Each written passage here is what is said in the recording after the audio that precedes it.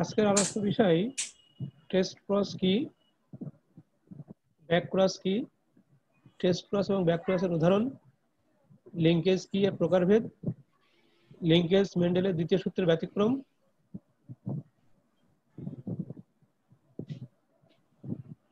এবং crossing over ও তার প্রকারভেদ। আমি আবার বলি, আজকে লিখে নাও খাতায়।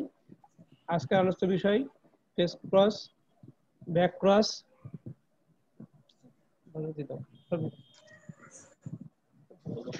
টেস্ট ক্রস, ব্যাক ক্রস,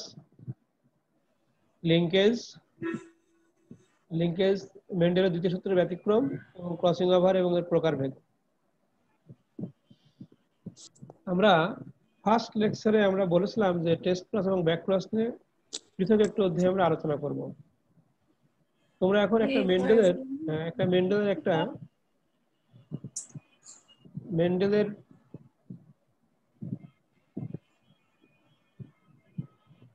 প্রথম সূত্রকে আমরা একটু মনে করি। আমরা সেখানে পিতা মাতার সাথে আমরা ক্রস করেছিলাম। F1 যেটা পেয়েছিলাম সেটা হেটেরোজাইগাস জীব ছিল। এই F1 এর ফলাফলের সাথে প্রকট এবং প্রচ্ছন্ন বৈশিষ্ট্যের ক্রস করা যায়। আমি আবার বলি, আমরা যে ক্রসগুলো করি সেই ক্রসে যে F1 ফলাফল আমরা পাই, F1 ফলাফলের সাথে প্রকট বা প্রচ্ছন্ন বৈশিষ্ট্য সম্পন্ন পিতামাতাকে ক্রস করা যায়। এই যখনই আমরা প্রকট এবং প্রচ্ছন্ন বৈশিষ্ট্যের সাথে ক্রস করি তখন আমরা তাকে বলি ব্যাক ক্রস। আমি আরেকটু বোঝাই, আমি লিখছি, দেখো স্ক্রিনে দেখতে পাচ্ছ।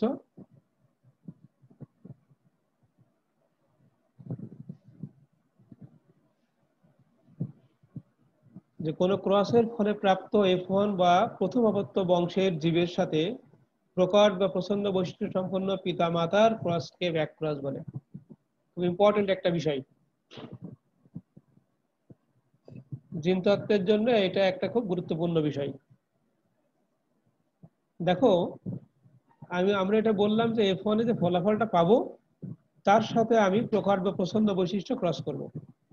যদি প্রকট বা প্রচ্ছন্ন যে কোনো একটা করি সেটা ব্যাক ক্রস, কিন্তু যদি শুধুমাত্র প্রচ্ছন্ন বৈশিষ্ট্য করি it will be test cross. Test cross হচ্ছে এক প্রকারের ব্যাক ক্রস।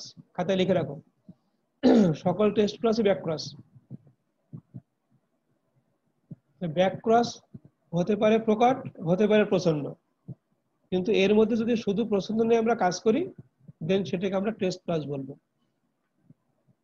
দেখো, আমি স্ক্রিনে একটা ক্রস দেখিয়েছি, ওখানে বলা আছে, দেখো টল, একটু খেয়াল করো, আমি একটু কারসার রাখি, দেখো টল। এই টলটা কিন্তু F1 এ প্রাপ্ত ফলাফল। F1 এ প্রাপ্ত ফলাফল, সে এখানে প্যারেন্ট ছিল, হয়তো এমন হতে পারে যে টল, F1 এ টল পেলাম, সেই F1 এ টলের সাথে দেখো আমি ক্রস করছি টি এবং টি দুটো ছোট হাতের টি নিছি, প্রচ্ছন্ন বৈশিষ্ট্য, লম্বা এবং খাটো। এই টেস্ট ক্রসের পরে দেখো, যেহেতু এখানে হোমোজাইগাস আমি নিছি F1 এ, তার সাথে আমি টেস্ট ক্রস করলাম, দেখো সেখানে আমি হেটেরোজাইগাস পেয়েছি টি 100% আমি পেয়েছি লম্বা লম্বা লম্বা প্লান্ট। তো খেয়াল করো, এইটা এক প্রকারের টেস্ট ক্রস, আবার এটা এক প্রকারের ব্যাক ক্রসও। তাহলে ব্যাক ক্রস, সকল টেস্ট ক্রসই কিন্তু ব্যাক ক্রস, এর মধ্যে রাখবা। যখন শুধুমাত্র আমরা প্রচ্ছন্ন জিন নিয়ে ক্রস করব তখন সেটা হবে টেস্ট ক্রস। দেখো, এখন যদি মনে করো আমি F1 এ পেয়েছি টল কিন্তু হেটেরোজাইগাস, তার সাথে আমি টেস্ট ক্রস করব, দেখো টেস্ট ক্রস মানেই প্রচ্ছন্ন জিন। সেখানে আমি দেখো দুটো ছোট হাতের টি লিখছি, তারপরে দেখো কি হচ্ছে, 50% আমি পাচ্ছি লম্বা হেটেরোজাইগাস আর 50% পাচ্ছি খাটো। এটা অনুপাত হচ্ছে 1:1। তাহলে এখানে যে বিষয়টা দাঁড়ালো, F1 এ প্রাপ্ত যে যৌনটা, সেই যৌনটা যদি হোমোজাইগাস হয়, F1 এ প্রাপ্ত যৌনটা যদি হোমোজাইগাস হয়, সেই হোমোজাইগাস যৌনের সাথে যদি আমি টেস্ট ক্রস করি তাহলে আমি 100% হেটেরোজাইগাস পাচ্ছি।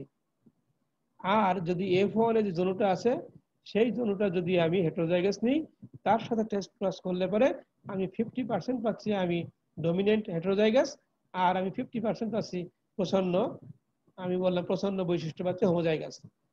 1:1 বা 50% 50%। এইটা যদি কখনো প্রশ্ন করে ব্যাক ক্রস কি, এটাই ব্যাক ক্রস, এটাই ব্যাক প্রকারের ব্যাক ক্রস। যদি টেস্ট ক্রস বলে তখন দিতে পারবো। এখন দেখো, তাহলে আমি এখানে এখানে যদি আমি এই টি টি না লিখে আমি যদি আরেকটা ছোট হাতে টি আর বড় হাতে টি নিয়ে আসতাম, সেটা হতে ব্যাক ক্রস। তাহলে ব্যাক ক্রস বললেই দুটো কল্পনা করবা, আইদার এটা প্রকাট হতে পারে, এটা প্রচন্ড হতে পারে। আর টেস্ট ক্রস শুধুমাত্র প্রচন্ড নিয়ে। তাহলে এটা গেল মনোহাইব্রিড টেস্ট ক্রস। তাহলে মনোহাইব্রিড টেস্ট ক্রস রেশিও খাতায় লিখে নাও। মনোহাইব্রিড টেস্ট ক্রস রেশিও বর্ণনা করো। 4 নম্বরের প্রশ্ন আসবে, monohybrid test cross, monohybrid test cross. দেখো, তাহলে মনোহাইব্রিড টেস্ট ক্রস হলে পরে বলতে হবে F1 যদি হোমোজাইগাস হয়, তার সাথে টেস্ট ক্রস করলে পরে আমি পাবো হচ্ছে 100% হেটেরোজাইগাস। আর যদি F1টা হেটেরোজাইগাস হয়, তার সাথে টেস্ট ক্রস করলে পারবো 1:1। নেক্সট খাতায় লেখো ডাইহাইব্রিড টেস্ট ক্রস। তোমরা মেন্ডেলের দ্বিতীয় সূত্রে পড়েছিলে 9:3:3:1 লিখে রাখো। মেন্ডেলের দ্বিতীয় সূত্রের ক্লাসিক্যাল রেশিও হচ্ছে 9:3:3:1। দেখো, এটা একটা মটরশুটির আমি একটু ধরে নিয়ে এসেছি। এই যে ফেনোটাইপ লিখছি রাউন্ড ইয়েলো, গোল এবং হলুদ, এটা কিন্তু F1 এর প্রাপ্ত ফলাফল। অর্থাৎ এর উপরে প্যারেন্ট দিয়ে আমি গ্যামেট করে ক্রস করে এটা F1 নিয়ে এসেছি। তাহলে রাউন্ড ইয়েলোর সাথে দেখো, তাহলে আমি বলেছিলাম টেস্ট ক্রস মানে কি, পিতামাতার প্রচন্ড বৈশিষ্ট্য। দেখো, এটা প্রচন্ড বৈশিষ্ট্য আমি লিখছি। দেখো, এটা রিং মানে কুঞ্চিত, গ্রিন মানে সবুজ, কুঞ্চিত সবুজের সাথে আমি ক্রস করছি, এই দুটোই প্রচন্ড বৈশিষ্ট্য বললে পারে। দেখো, আমি পেয়েছি, দেখো রাউন্ড ইয়েলো, রাউন্ড গ্রিন, হ্যাঁ, তারপরে রিং ইয়েলো, রিং গ্রিন, বা গোল হলুদ, গোল সবুজ, তারপরে দেখো কুঞ্চিত হলুদ, কুঞ্চিত সবুজ। অনুপাত হলো 1:1:1:1। কিন্তু এটা অনুপাত ছিল 9:3:3:1। যখনই টেস্ট ক্রস করলাম dihybrid, it will be changed into 1:1:1:1। খাতায় প্রশ্ন লেখো ডাইহাইব্রিড টেস্ট ক্রস অনুপাত 1:1:1:1 ব্যাখ্যা করো।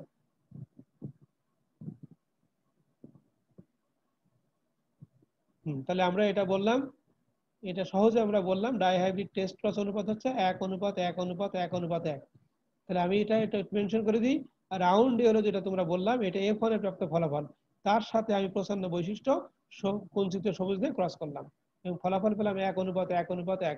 কতের পরিবর্তে 9:3:3:1 পরিবর্তে। আর আগে আমরা পেলাম 3:1 পরিবর্তে 1:1। এটা গেল হচ্ছে মনোহাইব্রিড এবং ডাইহাইব্রিড টেস্ট ক্রস। প্রশ্ন হবে টেস্ট ক্রস কি ব্যাখ্যা করো। আবার বলতে পারে যে ডাইহাইব্রিড টেস্ট ক্রস রেশিও ব্যাখ্যা করো, তখন এটা নিতে হবে। দেখো, এখানে আমি একটা জিনিস দেখাইছি, তোমাদের বইয়ে এটা খুব বেশি দেওয়া নেই, কিন্তু যেহেতু অনার্স পড়ো লাগবে। Reciprocal cross, reciprocal cross. দেখো, এটা আমরা একটু বলি। দেখো, আমি ক্রস 1 এ রাখছি এ এবং বি প্যারেন্ট, খেয়াল করো এ এবং বি প্যারেন্ট। দেখো, ফিমেল যখন এ আমি নিছি, মেল নিছি বি। যদি এখন আমি এই এই এই ফিমেলকে বি করি আর মেলকে এ করি, তাহলে উল্টাই গেল। আমি আবার বলি, এ এবং বি দুটো প্যারেন্ট নিছি, পিতামাতা। আমি প্রথমে নির্বাচন করলাম এ হচ্ছে ফিমেল আর বি হচ্ছে মেল। এখন যদি এটা ঘুরাই দিই, বি ফিমেল আর A male, then it will be reciprocal cross. তাহলে রেসিপ্রোকাল ক্রসটা তোমরা জাস্ট আইডিয়া রাখো যে এটা আমরা পিতামাতাকে পরিবর্তন করে দিই। প্রথম যখন তাকে পিতা ধরি, পরেরটা তাকে মাতা নিই, সেখানে মাতার বৈশিষ্ট্য নেই। আবার পরেরটা পিতা, পরেরটা মাতা, ঘুরাই দিই। দেখো, এ বি, এ বি, চিত্র লক্ষ্য করো, বি এ, এরকম যখন ক্রস করি তখন আমরা তাকে বলি রেসিপ্রোকাল ক্রস। তাহলে জেনেটিক্সে ক্রস আমরা পেলাম হচ্ছে 4 ধরনের, লিখে রাখো। Monohybrid cross, dihybrid cross, test cross, back cross, আর রেসিপ্রোকাল ক্রস। কোন কোন বইয়ে 5 ধরনের করা আছে: monohybrid, dihybrid, test cross, back cross, reciprocal cross. দেখো, আমরা এখন যেটা আসছি এটা হচ্ছে লিঙ্কেজ। তোমরা খাতায় লিখে রাখো, খুব ইম্পর্টেন্ট একটা জিনিস, খুবই ইম্পর্টেন্ট একটা জিনিস, লিঙ্কেজ।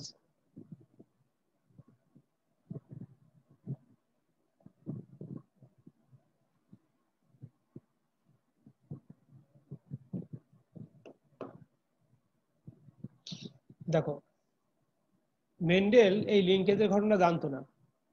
মেন্ডেল পরবর্তী গবেষণায় বিজ্ঞানীরা অনেক জায়গায় মেন্ডেলের ক্লাসিক্যাল রেশিও পায় নাই। ডাইহাইব্রিড ক্রস তারা করে দেখলো, কিন্তু দেখছে রেশিও আগের মতো আসে না। তখন বিজ্ঞানীদের চিন্তা ভাবনা, এটা মর্গান প্রথমে এটা ডিটেলস এটা বর্ণনা দেন। সেখানে কি বলছিল লিঙ্কেজ, একই ক্রোমোজোমে অবস্থিত জিনগুলোকে বলা হয় লিঙ্ক জিন। আমরা হোমোলোগাস ক্রোমোজোম পড়েছিলাম এক জোড়া, এই এক জোড়া ক্রোমোজোমের প্রত্যেকটি ক্রোমোজোমে যে জিনগুলো আছে সারিবদ্ধভাবে সেই জিনগুলোকে বলা হয় লিঙ্ক জিন। এখন এই লিঙ্ক জিনগুলোর একত্রে দলবদ্ধভাবে যখন বংশগতি সঞ্চালিত হয় তাকে আমরা বলি লিঙ্কেজ। আমি আবার বলি, মেন্ডেল যখন কল্পনা করতো ডাইহাইব্রিড 2 জোড়া ক্রোমোজোম নিয়ে কাজ করতো, কিন্তু কোনো কোনো ক্ষেত্রে দেখা গেল যে ডাইহাইব্রিড বৈশিষ্ট্য নিলে পরেও রেশিও একরকম আসে না। তখন বিজ্ঞানীরা দেখলো ওই বৈশিষ্ট্যগুলো একই ক্রোমোজোমে অবস্থিত, একই ক্রোমোজোমে অবস্থিত, একটু ভালো করে এটা বুঝে নাও। এবং এই বৈশিষ্ট্যগুলো ওই ক্রোমোজোম ধরেই বংশ পরম্পরা সঞ্চার হয়। এই যে বৈশিষ্ট্যগুলো লিঙ্কড অবস্থায় থাকে তাকে আমরা বলি লিঙ্কেজ। আমি একটু বুঝাই নিই, দেখো আমরা যখন মেন্ডেলের ওখানে পড়েছিলাম, দেখো ধূসর দেহ লম্বা ডানা, তাহলে ধূসর দেহের জন্য আমি জানি যে একজোড়া জিন লাগবে, সে আমি জি এবং জি। আর লম্বা ডানা হচ্ছে এল এবং এল, দুটোই প্রকার বৈশিষ্ট্য। তাহলে মেন্ডেলিয়া অনুসারে এখানে ক্রোমোজোম থাকতো 4টে, এখানে আছে এক জোড়া, একটা হোমোলগাস ক্রোমোজোম আছে জিএল এবং জিএল। যদি আমি মেন্ডেলিয়ান কল্পনা করি তাহলে জি জি একটাতে থাকবে আর একটাতে এল এল থাকবে। কিন্তু বাস্তবে বিজ্ঞানীরা এমন একটা জিনিস পেয়েছে যে এই উভয় বৈশিষ্ট্য একই ক্রোমোজোমে লিঙ্কড অবস্থায় আছে। একইভাবে দেখো কালো দেহ খাটো ডানা, ধূসর দেহ প্রকার কালো কি প্রসন্ন, লম্বা দেহ প্রকার খাটো ডানা কি প্রসন্ন। এরই দেখো বিপরীত অ্যালিল গুলো সেগুলো একই ক্রোমোজোমে আছে। এখানে কিন্তু আমি এক জোড়া এক সেট ক্রোমোজোম নিচ্ছি হোমোলগাস, এখানে একটা। কিন্তু মেন্ডেলের ক্ষেত্রে আমি আবার বলি জি জি একটা ক্রোমোজোমে, এল এল আর একটা ক্রোমোজোমে, অর্থাৎ এখানে 4টা ক্রোমোজোম ছিল। কিন্তু পরে দেখলো যে না, কিছু জিন একই ক্রোমোজোম থেকে সঞ্চারিত হয়। এই জি এবং এল হচ্ছে লিঙ্ক জিন, জি এবং এল লিঙ্ক জিন। দেখো গ্যামেট হলো, গ্যামেট হওয়ার পরে দেখো জিএল আলাদা হলো, জিএল আলাদা হলো পিতামাতা থেকে গ্যামেট।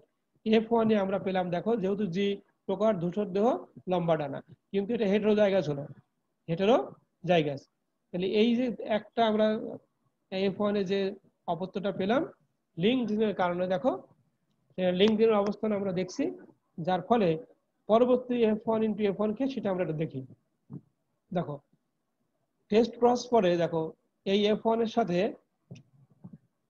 এর সাথে মর্গান টেস্ট ক্রস করেছিল, যে জিনোটা ওদের বিশুদ্ধতা দেখার জন্য যেন টেস্ট ক্রস করা হয় পিতামাতার, টু টেস্ট দ্য পিউরিটি, বিশুদ্ধতা যাচাই করার জন্য। দেখো টেস্ট ক্রস করার পরে আমি এটা F1 তে নিলাম, নিয়ে ওই যে কালো দেহ খাটো ডানার পছন্দ নিয়ে আসলাম, নিয়ে আসার পরে দেখো এখানে আমি 1:1 পেলাম কালো দেহ এবং কালো কালো কালো ধূসর দেহ লম্বা ডানা এবং কালো দেহ খাটো ডানা। দেখো কিন্তু এই এই যে 1:1 মর্গানের প্রত্যাশা ছিল, এই প্রত্যাশা কিন্তু পূরণ হয়নি। আমি আবার বলি, আমরা যেটা জানি জেনেটিক্যাল তত্ত্ব অনুযায়ী যে 1:1 আমরা পাবো, সেটা কিন্তু আমরা এখন পাই নাই।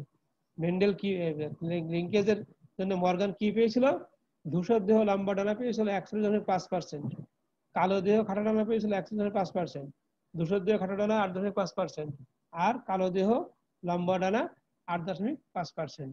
তাহলে এই যে 1:1 প্রত্যাশা পূরণ হলো না, তখনই উনি লিঙ্কেজ তত্ত্ব দিলেন যে কেন এখানে 1:1 হলো না, উচিত ছিল 1:1 হওয়ার। তা না হলে উনি এরকম একটা অনুপাত পেলেন, 1.5% দুটো পেলেন আর 8.5% দুটো করে পেলেন। তখন উনি এর ব্যাখ্যা দিলেন, সেই ব্যাখ্যাকে আমরা বলি লিঙ্কেজ তত্ত্ব। তাহলে আমরা আবার একটু প্রথম থেকে আসি। দেখো মর্গানের লিঙ্কেজ তত্ত্ব, তাহলে আমরা বললাম যে এটা ডাইহাইব্রিড ক্রসের বৈশিষ্ট্য আমরা নিছি, কিন্তু এই বৈশিষ্ট্যগুলো একই ক্রোমোজোমে অবস্থিত, ভিন্ন ভিন্ন ক্রোমোজোমে নয়। মেলডনের বৈশিষ্ট্যগুলো ছিল ভিন্ন ভিন্ন ক্রোমোজোমে, জি জি এবং এল এল আলাদা আলাদা ক্রোমোজোম, তাহলে 4টা ক্রোমোজোম থাকতো। এখানে আমরা F1 যেটা পেলাম, F1 এর সাথে যখন আমরা টেস্ট ক্রস করলাম তখন মর্গানের প্রত্যাশা ছিল যে 1:1 পাবে, তা না পেয়ে তিনি পেলেন, দেখো আমি এখানে লিখে দিচ্ছি, ধূসর দেহ লম্বা ডানা কালো দেহ খাটো ডানা, ধূসর দেহ খাটো ডানা কালো দেহ লম্বা ডানা, এই অনুপাতটা উনি পেলেন। পাওয়ার পরে উনি এটা ব্যাখ্যা দিলেন, সেই ব্যাখ্যাটাই আমরা এখন লিঙ্কেজ তত্ত্ব বলি। লিঙ্কেজ তত্ত্ব কি বলা আছে, 1 নম্বর বলা আছে জিনগুলো রৈখিকভাবে সজ্জায় থাকে। দেখো জি এবং এল পরস্পর পৃথক ক্রোমোজোমে না থেকে একই ক্রোমোজোমে রৈখিক সজ্জায় আছে। দেখো উভয় জিনই লিঙ্ক জিন, অ্যালিল গুলো হোমোলোগাস ক্রোমোজোমে থাকে, ভিন্ন ভিন্ন পেয়ারে নয়, হোমোলোগাস ক্রোমোজোমে থাকে। এবং জিন গুলো একই সাথে সঞ্চালিত হয়। দেখো জি এর সাথে এল সঞ্চালিত হয়েছে, কখনোই কিন্তু এল পৃথক হয়ে যায়নি, জি এর সাথে এল সঞ্চালিত হয়েছে। যদি পৃথক হতো তখন এটা মেন্ডেলের তত্ত্বকে সমর্থন করতো। এই যে ঘটনাকে, এটাকে বলা হয় লিঙ্কেজ তত্ত্ব। লিঙ্কেজ তত্ত্ব, লিঙ্কেজ তত্ত্ব মেন্ডেলের তত্ত্বকে মানলো না, এক ইস্টু এককে না মেনে এরকম একটা অনুপাত পাওয়া গেল। আশা করি তোমরা এটা বুঝছো। আমরা একটু প্রকার ভেদে আসি, খাতায় লিখে নাও। লিঙ্কেজ দুই ধরনের, লিঙ্কেজ দুই ধরনের, সম্পূর্ণ লিঙ্কেজ এবং অসম্পূর্ণ লিঙ্কেজ।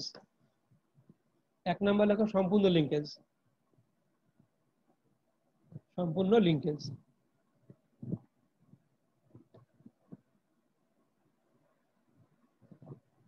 দেখো এই এই এই এই সমস্ত এক্সপেরিমেন্ট গুলো ড্রসোফিলার উপরে করা হয়।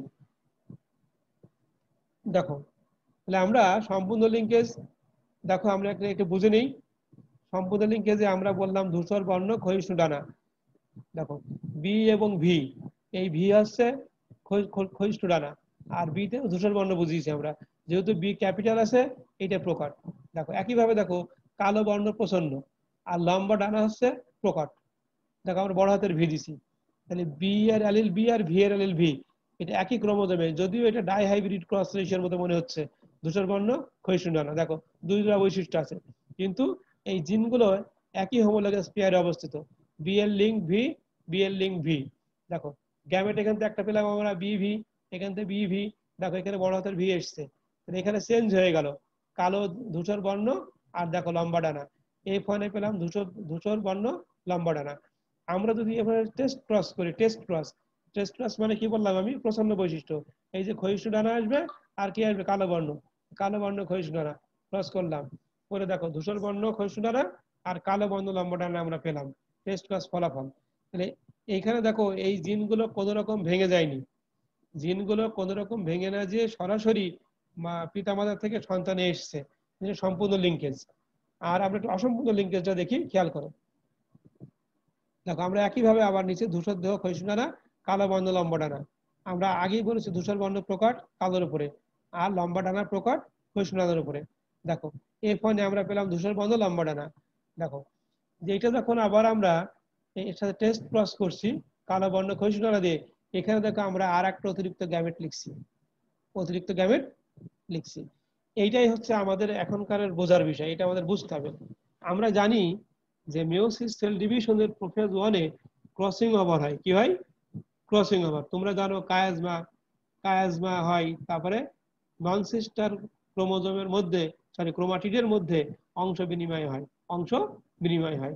দেখো এইটা যখন আমি গ্যামেট করলাম, বি এবং ভি পৃথকভাবে চলে এসছে, বি এবং ভি পৃথকভাবে চলে এসছে। এখন যদি আমি এই এই জায়গাটায় ক্রসিং ওভার ঘটাই, দেখো এই জায়গাটায় ক্রসিং ওভার ঘটলো, এই বি এখানে আসবে আর এই বি এখানে আসবে, অংশ বিনিময় করলো, খেয়াল করো বি এবং বি। তাহলে এই গ্যামেটকে বলা হয় crossing over gamete, crossing over gamete. আর এটা এটা প্যারেন্টাল গ্যামেট, এখানে কোনো ক্রসিং ওভার হয়নি, কিন্তু এখানে দেখো ক্রসিং ওভার হয়েছে, বি এবং ভি এর অবস্থান চেঞ্জ হয়েছে। এই গ্যামেটের ফলে দেখো আমরা আরো দুই ধরনের বৈশিষ্ট্য পেলাম। এই দুই ধরনের বৈশিষ্ট্যকে বলা হয় রিকম্বিনেশন, রিকম্বিনেশন। খেয়াল করো টেস্ট ক্রস ফলাফল ধূসর বর্ণ ক্ষয়িষ্ণু ডানা, কালো বর্ণ লম্বা ডানা। দেখো এর উভয় পিতামাতার বৈশিষ্ট্য ছিল, পিতামাতার বৈশিষ্ট্য ছিল। এরপরে পেলাম কালো বর্ণ ক্ষয়িষ্ণু ডানা, দেখো পিতামাতার এই বৈশিষ্ট্য ছিল না। এই নতুন বৈশিষ্ট্য এসছে ক্রসিং ওভারের ফলে। আবার দেখো ধূসর বর্ণ লম্বা ডানা, কার ফলে এসছে, ক্রসিং ওভারের। কত পার্সেন্ট, 8.5%, 8.5%। তাহলে অসম্পূর্ণ লিঙ্কেজ কখন ঘটে, যখন সেল ডিভিশন, মেয়োটিক সেল ডিভিশনে প্রোফেজ ওয়ানে ক্রসিং ওভার ঘটে, ফলে প্যারেন্টাল কম্বিনেশনের পাশাপাশি রিকম্বিনেশন বা নতুন কিছু বৈশিষ্ট্য আবির্ভাব হয়, এটাকে বলা হয় অসম্পূর্ণ লিঙ্কেজ। তাহলে সম্পূর্ণ এবং অসম্পূর্ণ লিঙ্কেজের মূল পার্থক্য, একটাই ক্রসিং ওভার ঘটে আর একটাই ক্রসিং ওভার ঘটে না। সম্পূর্ণ লিঙ্কেজের কম্বিনেশন দুই ধরনের, প্যারেন্টাল কম্বিনেশন এবং রিকম্বিনেশন। নতুন সৃষ্ট আমরা আরো দুটো দুটো ভ্যারিয়েটি এখানে পেলাম। একটু প্রশ্ন লিখে রাখো, সম্পূর্ণ এবং অসম্পূর্ণ লিঙ্কেজের মধ্যে পার্থক্য। সম্পূর্ণ এবং অসম্পূর্ণ লিঙ্কেজের মধ্যে পার্থক্য।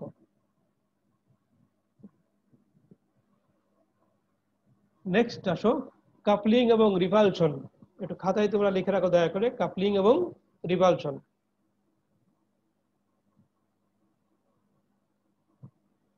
দেখো, কাপলিং মানে হচ্ছে জোড় বাঁধা।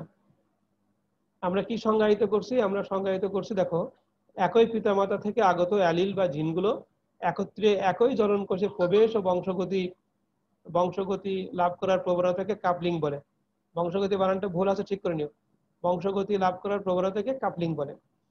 তাহলে আমরা কাপলিং দেখেছি, দেখো, একটা F1 রিকম্বিনেশন, একটা হোমোজাইগাস, আমরা হোমোলগাস ক্রোমোজোম দেখিয়েছি, এ এবং B.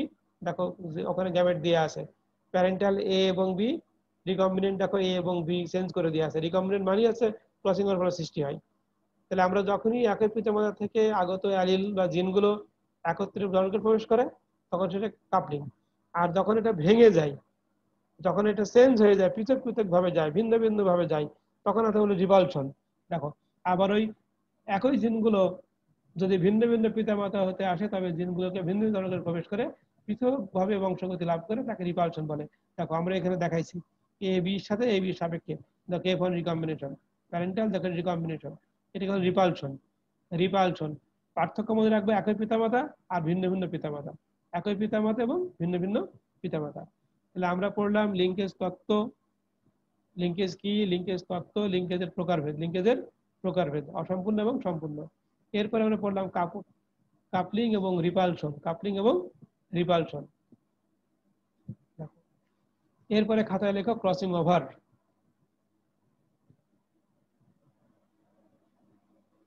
Crossing over, crossing over.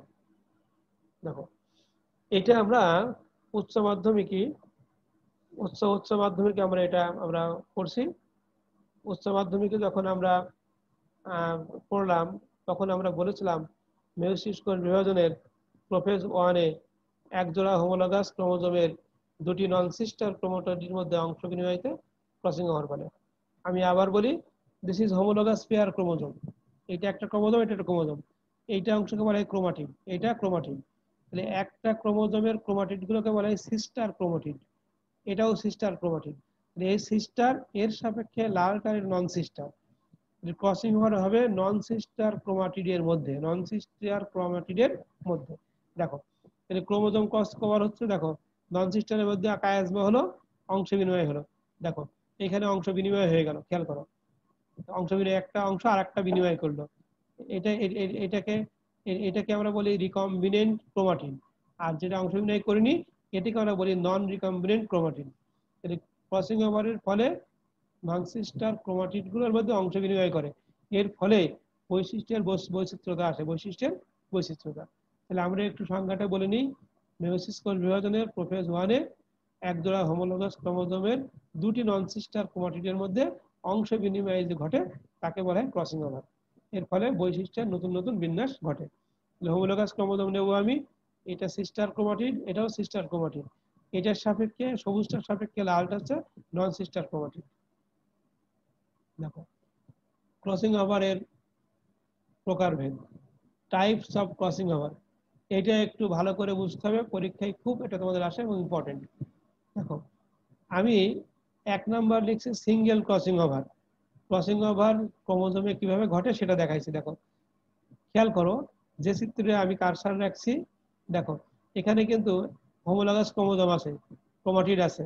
দেখো আমি এ বি সি মার্কিং করছি, এটাকেও দেখো ছোট হাতের এ বি সি মার্কিং করছি, এইটা এক পেয়ার, এইটা এক পেয়ার। দেখো খেয়াল, খুব ভালো করে খেয়াল করো যে এই ক্রোমাটিডের সাথে এই ক্রোমাটিড একটি স্থানে অংশ বিনিময় করছে। কয়টি স্থানে? একটি স্থানে। তাহলে সিঙ্গেল ক্রসিং ওভারে কায়াজমা থাকে একটি। এর ফলে কি হয়, দেখো খুব ভালো করে দেখো, এ যে এই প্রথম জোড়া ক্রোমাটিডের এই অংশটা সম্পূর্ণ আছে, এখানে কোনো ক্রসিং ওভার ঘটেনি, কিন্তু তারই আর একটা পেয়ার ক্রোমাটিডে দেখো অংশ ক্রসিং ওভার ঘটছে, এবং এই বি এবং সি জিন এখানে চলে এসছে। তাহলে কি হলো, একটা বিন্দুতে হলে পরে দেখো দুইটা ক্রোমাটিডের বৈশিষ্ট্য চেঞ্জ হচ্ছে, এখানে কালো ছিল, দেখো এখানে সাদা অংশ বিনিময় হয়েছে। তাহলে এই দুটার মধ্যে ক্রসিং ওভার হলো একটা কায়াজমার মাধ্যমে, এটাকে বলে single crossing over, single crossing over. দেখো এবার ডাবল ক্রসিং ওভার আমরা এখানে খুঁজে দেখব যে নন সিস্টার ক্রোমাটিড গুলোর মধ্যে দুইটা স্থানে কায়েজম হবে। কয়টা স্থানে? দুইটা স্থানে। এটা আবার দুই ধরনের, একটা রেসিপ্রোকাল, একটা কমপ্লিমেন্টারি। Reciprocal, complimentary. চিত্রটা খেয়াল করো, এই চিত্রগুলো পরীক্ষায় কিন্তু আঁকা লাগে। দেখো আমি এখানে এর এ ক্রোমাটিডটা আমি দেখো কারসার দিয়ে নিয়ে যাচ্ছি, এটা এ এখানে শেষ হলো। দেখো এটা এর আর একটা অংশ ক্রসিং ওভার করছে, করে দেখো এটার সাথে দেখো আবার ক্রসিং ওভার হলো।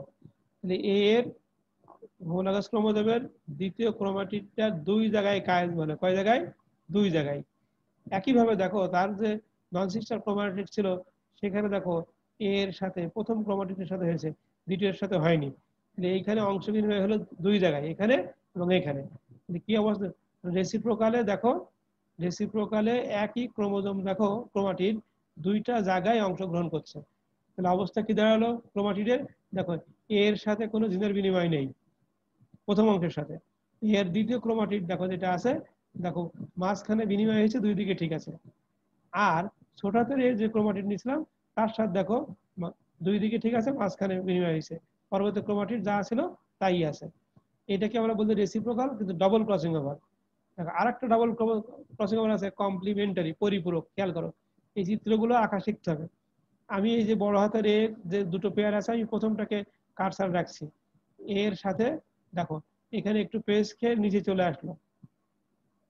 আর ঠিক দেখো এটা এর আরেকটা অংশ এর উপরে গেল। ছোট হাতের এর যে ক্রোমাটিড গুলো আছে দেখো সে এর সাথে দ্বিতীয় সাথে ক্রসিং ওভার করলো, করে এখান থেকে দেখো পেস খেয়ে নিচে নেমে আসলো। দেখো একইভাবে খেয়াল করো, একইভাবে দেখো এখান থেকে যেটা আছে আর একটা দেখো ক্রোমাটিড সে একে পেসকে উপরের সাথে করলো। কমপ্লিমেন্টারি দেখো আগেরটা ছিল দুইটার মধ্যে সংঘটিত হয়েছে, এখানে দেখো আমরা দেখলাম যে চারটা ক্রোমাটিডে কিন্তু অংশগ্রহণ করছে। কয়টা? চারটা। তাহলে কমপ্লিমেন্টারিতে প্রত্যেকটা ক্রোমাটিডের মধ্যে দুইটা কায়েজমার মধ্যে অংশ বিনিময় হয়। খেয়াল করো এর অংশ দেখো লাস্ট সি লেখা আছে, তারপরে দেখো এর অংশ চেঞ্জ হয়েছে, প্রত্যেকটা ক্রোমাটিডের মধ্যে অংশ চেঞ্জ হয়েছে। একে আমরা বলি ডাবল ক্রসিং ওভার কমপ্লিমেন্টারি। আর ডাবল ক্রসিং ওভার রেসিপ্রোকাল আগেরটা। Special type crossing over, special type crossing ওভারে দেখো আমরা একটু মিলাই নিই। এখানে ডাবল, এখানেও আমরা দেখলাম যে এই বানানটা ভুল আছে, ঠিক করে নেই। Special type, SPECIAL, special, SPECIAL দুটো দেয়া আছে। এখানে আমরা লক্ষ্য করে দেখো এর সাথে এর বা তিনটার মধ্যে সংগঠিত হয়েছে। দেখো উভয় জায়গায় তিনটার মধ্যে বা চারটার সংগঠিত হয়েছে। এটাকে আমরা বলি special type crossing over. Crossing over তোমাদের বইয়ে দেখবে দুই তিন রকম দেয়া আছে, single crossing over, double crossing over, special type crossing over. Double over কয় ধরনের? দুই ধরনের, রেসিপ্রোকাল এবং কমপ্লিমেন্টারি। দেখো ক্রসিং ওভার ভ্যালু খুব ভালো করে লেখো, জেনেটিক ম্যাপ করার জন্য ক্রসিং ওভার ভ্যালু লাগে।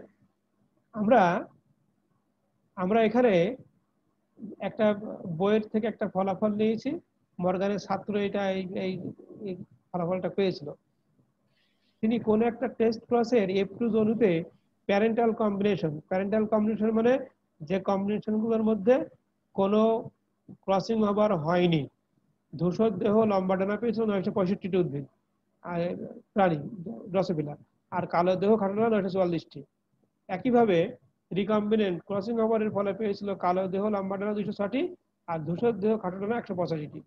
তাহলে আমি এটা অসম্পূর্ণ লিঙ্কেজের ফলে সৃষ্টি হয়, অসম্পূর্ণ লিঙ্কেজের ফলে সৃষ্টি হয়।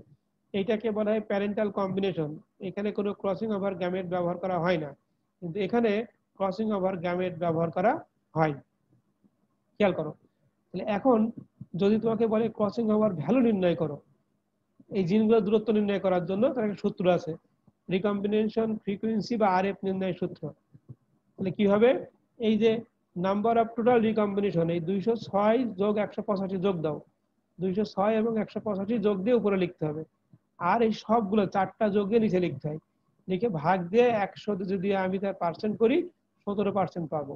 আবার বলে নিই, number of recombination phenotype, recombination phenotype 206 যোগ 185, এইটা যোগ দিয়ে আমি উপরে লিখবো।